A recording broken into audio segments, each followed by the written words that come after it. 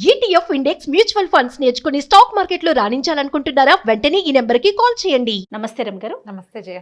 రమగారు, ఏకాదశి అలానే ద్వాదశి ఈ 2 రోజుల యొక్క విశిష్టత ప్రతి నెల వచ్చేవి. అవును, కానీ కార్తీక ప్రతిసారి మాసం చెప్పుకునేది స్పెషల్ కదా. కార్తీకం స్పెషల్.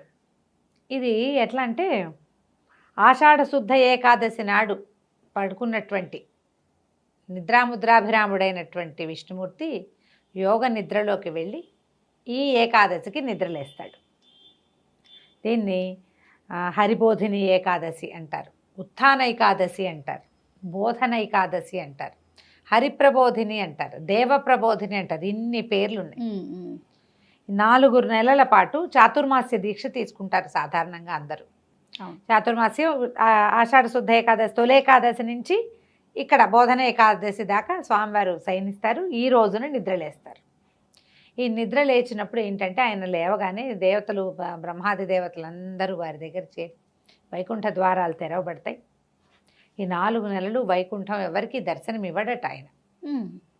ఏ దేవతలు కనిపించరు, వెళ్ళరు ఆయన దగ్గరికి. ఈ రోజున వెళ్ళి మంగళవాది వాయిద్యాలతోటి స్వామిని మేల్కొల్పి పూజించి హారతులు ఇచ్చి మళ్ళీ ఆయనని ప్రపంచ నియామకుడుగా ఆయన మళ్ళీ యాక్టివ్గా అవుతారనమాట. ఆయన నిద్రపోతాడు ఈ 4 నెలలు. ఆ నిద్రపోయిన స్వామిని మేల్కొల్పే ఏకాదశి కాబట్టి ఇది చాలా పవిత్రమైనది, చాలా ముఖ్యమైనది. అందుకని దీన్ని తప్పకుండా ఇన్ని ఏకాదశులు ఉన్నా లేకపోయినా కూడా తొలి ఏకాదశి నాడు కూడా ఉపవాసం ఉండలేని మానవుడు ఎవడైనా ఈ హరిబోధిని ఏకాదశికి గనక ఉపవాసం ఉంటే విశేషమైన ఫలితం లభిస్తుంది అంటారు. ఏకాదశికి సాధారణంగా పూజ, ఉపవాసము, జాగరణ. ఉపవాసం ఎంత ఇంపార్టెంటో జాగరణ అంత ఇంపార్టెంట్ అని చెప్తారు. జాగరణ అంటే తెల్లవార్లు మెలకుగా ఉండటం, మర్నాడు పొద్దున ద్వాదశి నాడు పారణ చేసి భోజనం చేసి ఈ ఏకాదశి వ్రతాన్ని పరిసమాప్తి చేయాలి. విశేషమైన రోజు కాబట్టి తప్పకుండా ఇది చేయాలనుకుంటారు. దాంతోపాటుగా ఇప్పుడు ఈ ఏకాదశికి ఇంకా బోల్డని విశేషాలు ఉన్నాయి. భీష్మ పితామహుడు యుద్ధం మానేసి అంపశయ్యకి శయనించింది ఈ రోజు. అవును, అదొక విశేషంగా చెప్పుకుంటాం. దేవదానవులు క్షీరాబ్ధిని చిలికింది ఈ రోజున. మా చిన్నప్పుడు ఏవో చెప్పేవాడు, క్షీరాబ్ధి ఏకాదశి, చిలుకు ద్వాదశి అలా చెప్పేవాళ్ళు. ఇప్పుడు చిలుకు నాకు తర్వాత తెలిసిందనమాట, పదాలు ఏవో ముందుకి వెనక్కి పోయినాయని. చిలుకు ద్వాదశి అంటారు రేపటి ద్వాదశిని. ఈ ఏకాదశి తర్వాత వచ్చే ద్వాదశి చిలుకు ద్వాదశి చాలా విశేషమైన రోజు. మామూలుగా ప్రతి ద్వాదశి విశేషమైంది, చిలుకు ద్వాదశి ఇంకా ప్రత్యేకం. ఈ రోజున దేవదానవులు అమృత మథనం చేయబోయారు. అందుకని ఇది మరింత విశేషంగా చెప్తారు. ఏకాదశి ఉపవాసం ఎలా ఉండాలి, చాలామంది ప్రశ్నలు అడుగుతారు. నాకు ఒక 25-30 మెసేజ్లు ఉన్నాయి దాని మీద. ఏకాదశి మేము ఎప్పుడు ఉండలేదు, ఇప్పుడు ఉండొచ్చా, చేయొచ్చా అని. ఎప్పుడు ఉపవాసం మంచిది, ఆధ్యాత్మికంగా ప్రగతికి మంచిది, ఆరోగ్యానికి మంచిది. ఏకాదశి ఉపవాసం ఉండాలంటే ఎలా? ఉదయకాలం, ఇప్పుడు ఇది కార్తీకం కాబట్టి సూర్యోదయాత్ పూర్వమే తప్పకుండా స్నానం చేయాలి. సూర్యోదయానికి ముందే స్నానం చేసేసి, ఒకవేళ మనం ఇంట్లో కనుక స్నానం చేస్తే తులసి దగ్గర, దేవతార్చన దగ్గర మనం ఎక్కడ దేవుని పెట్టుకుంటామో అక్కడ తప్పకుండా దీపారాధన చేసుకోవటం. ఈ రోజంతా హరినామ స్మరణలో ఉండటం, ఆహారం తీసుకోకపోవటం, జలోపవాసం చేస్తాం. ఏదైనా పలచ ద్రవ పదార్థాలు, పళ్ళు అలాంటివి తీసుకోవచ్చు. రోజు మొత్తం పగలు, పొద్దున, మధ్యాహ్నం, సాయంత్రం, రాత్రి 4 పూటలా కూడా అన్నం వండినది ఏది తినకూడదు. బియ్యంతో చేసినవి అసలు పనికిరావు, అన్నం పనికిరాదు. అయితే అన్నానికి భిన్నంగా చేసుకోవచ్చని బియ్యపు రవ్వతోటి మనం చేసుకుంటాము, అది చేయొచ్చని తర్వాత కాలంలో వచ్చిన అమెండ్మెంట్సే నేను కూడా చెప్తుంటాను. ఏకాదశి ఉపవాసాలప్పుడు ఇది చేసుకుందామని బియ్యపు రవ్వతో ఉప్మా ఎలా చేసుకోవాలి, తర్వాత దాని ఉప్పుడు పిండి అలాంటివి చేసుకుంటారు. అనుపానాలు లేకుండా, తాలింపులు గిలింపులు లేకుండా, కూరలు, చారులు, పులుసులు చేసుకోకుండా ఒట్టి రవ్వ ఉడికించుకుని తింటారు ఉండలేని వాళ్ళు. ఓకే, ఫలాలు అవి తిని ఉండగలిగే వాళ్ళు పళ్ళు తినేసి కొబ్బరి నీళ్ళు, తేనె నీళ్ళు అలాంటివి తాగి ఉండగలిగే వాళ్ళు ఉండొచ్చు. ఇది ఎవరెవరు చేయొచ్చు? ఆరోగ్యంగా ఉన్నవాళ్ళు చెప్తాం. తర్వాత గర్భవతులు కాకూడదు, బాలింతలు కాకూడదు, అనారోగ్యంతో ఉన్నవాళ్ళు కాదు, చిన్నపిల్లలు కాదు. ఆహారం డయాబెటీస్ అవి ఉన్న వాళ్ళైతే ఆహారం లేకపోతే ఇబ్బందులు పడతారు. అలాంటి వాళ్ళు పెట్టుకోకండి. వీళ్ళకి ఇలా అనారోగ్యం ఉంది కానీ పార్షియల్గా ఉపవాసం చేయదలుచుకున్న వాళ్ళు, ఏవైనా 2 పూట్ల టిఫిన్ తిని అన్నం తినకుండా ఉండటం కూడా ఒక ఉపవాసం. అన్నానికి భిన్నం ఏదైనా తినచ్చు 2 పూట్ల. నా సంగతి తెలిసిందే కదా, ఎప్పుడు ఒకటే రకం, దాని మీద దాంట్లో పెద్ద తేడా ఏముండదు. మీరు ఒక పని చేయొచ్చు, వీక్గా అనిపిస్తోంది మనకు, అలా అనిపిస్తుంది అంటే ఒక గ్లాసు కాస్త గోరువెచ్చటి నీళ్ళలో తేనె వేసుకుని తాగొచ్చు. మా తోడుకోడలు వాళ్ళు నెయ్యి కూడా వేసుకుంటారు. తేనె, నెయ్యి, నీళ్ళు. శివరాత్రికి కూడా అంతే, వాళ్ళు నీళ్ళలో తేనె, నెయ్యి కలిపేస్తారు, తీసుకుంటారు. అది చాలా హెవీగా ఉంటుంది, అది పొట్టలో చాలా మంచిదని, ఇంటెస్టైన్స్కి మంచిది ఏదో చెప్తుంటాను. అవి డాక్టర్ అవడంతో అలాంటివి కొన్ని సలహాలు చెప్తుంది అనమాట. వీక్గా అనిపిస్తున్నారు, బావి వేసుకోండి, తేనె వేసుకోండి, నెయ్యి వేసుకోండి అంటే ఆ నెయ్యి నీళ్ళ లోపలికి వెళ్తుంది. అదొక అలవాటు, అది ఉండాలి కదా. చిలకడ దుంప కూడా తింటారు కదా, చిలకడ దుంపలు తినచ్చు, దుంపలు తినచ్చు, చిలకడ దుంప, ఆలుగడ్డలు తినచ్చు. అంటే ఉప్పు ప్రధానంగా తీసుకోకూడదన్న ఒక నియమం ఉంటుంది జయ. ఉప్పు తీసుకోకూడదు. మజ్జిగ కూడా పనికిరాదని కొన్ని చోట్ల చెప్తారు, కానీ మజ్జిగ పంచామృతాల్లో ఒకటైన పెరుగులోంచి వచ్చింది కాబట్టి దానికి తప్పు లేదని చాలా మంది దగ్గర విన్నాను నేను. పల్చటి మజ్జిగ కూడా తీసుకోవచ్చు. పళ్ళ రసాలు, మజ్జిగ, పళ్ళు, అదే మన ఫ్రూట్స్ ఏవైనా, చిలకడ దుంపలు ఉడకబెట్టుకుని తింటాము, అలా ఏదైనా చేయొచ్చు. తేలిగ్గా ఉప్మా లాంటివి కూడా ఏదైనా చేసుకుని తినచ్చు. ఏదైనా సరే మీరు ఉపవాసం శరీరానికి మంచిది, ఆత్మ కొంత ప్రక్షాళన అవుతుంది. ఆహారం మించి శ్రద్ధ తగ్గితే కొంచెం మంచిది. ఈ తగ్గిన ఆహారపు శ్రద్ధని భగవంతుడి మీద పెట్టుకోవాలి మనం ప్రధానంగా. ఈ రోజున మీరు ఏ రోజైతే ఉపవాసం ఉంటారో ఆ రోజు టఫ్ టాస్కులు ఏవి తీసుకోవద్దు, బజార్ వెళ్ళొద్దు, బయటికి వెళ్ళబోకండి, తర్వాత ఎవరింటికైనా వెళ్ళొద్దు, ఇంట్లో ఏదైనా పని చేసుకోండి, పోట్లాడద్దు, కొట్లాడద్దు, హక్కుల కోసం పోరాటాలు లాంటివి ఏవి చేయబోకండి. ఆ రోజు సాధ్యమైనంత నామస్మరణ, ఏదైనా ఒక శ్లోకం తీసుకోండి. మా ఆపదామ భర్తారం తీసుకున్నారా, మహత్తరంగా ఉంటుంది. ఒట్టిగా ఏదో ఒక శ్లోకాన్ని మీకు ఖాళీగా ఉన్నప్పుడు ఆ శ్లోకాన్ని మననం చేసుకుంటూ ఉండండి, అది చాలా ప్లస్ అవుతుంది. ఈ ఏకాదశి మొత్తం రోజంతా ఉపవాసం ఉండి రాత్రి జాగరణ కొంతమంది చేయగలుగుతారు, కొంతమంది చేయలేరు. 3 దాకా ఉంటే జాగారం సరిపోతుందని 3 to 5 పడుకోవచ్చని మొన్ననే ఎవరో ఒక పెద్ద ఆవిడ చెప్పారు నాకు. అంటే మరి ఆరోగ్యం సహకరించాలిగా, మర్నాడు ఆఫీసులకు వెళ్ళాలి, స్కూళ్ళకి వెళ్ళాలంటే ఏం చేస్తాము? అవునవును కదా. సరే, మీ వెసులుబాటు. ఉపవాసం ఉండి ద్వాదశి మరుసటి రోజు పొద్దున మళ్ళీ మనం సూర్యోదయాది పూర్వమే స్నానం చేయాలి. ఇది కార్తీకం కాబట్టి స్నానం చేసి పొద్దున్నే పూజ చేసుకోవటము. తర్వాత ఏమో ఈ రోజున రెండో ద్వాదశి రోజున తులసీధాత్రి కళ్యాణం చేస్తారు. తులసీధాత్రి సమేత నారాయణ స్వామికి కళ్యాణం చేస్తారు. లక్ష్మీనారాయణ కళ్యాణం చేయటము ఈ ద్వాదశి నాటి విశేషం. ఓహో, స్వామివారి వాళ్ళ ముందు రోజు నిద్రలేచాడు, మరుసటి రోజున మహాలక్ష్మి శ్రీమన్నారాయణల కళ్యాణం జరుగుతుంది. ఇది మనకి కార్తీక పురాణంలో స్పెషల్గా చెప్తారు. తులసి, విష్ణుమూర్తి ఇద్దరు ఒకరినొకరు తెప్పించుకున్నారు. బృందాదేవి, విష్ణుమూర్తి, జలంధరుడి భార్య బృంద. అవును, ఆమె యొక్క పాతివ్రత్యం నశిస్తే కానీ ఆయన యుద్ధంలో ఓడడని విష్ణుమూర్తి ఆయన భర్త రూపంలో, జలంధరుడి రూపంలో ఆమె దగ్గరికి వెళ్ళిపోయాడు. ఆమె భర్తే అనుకుంది.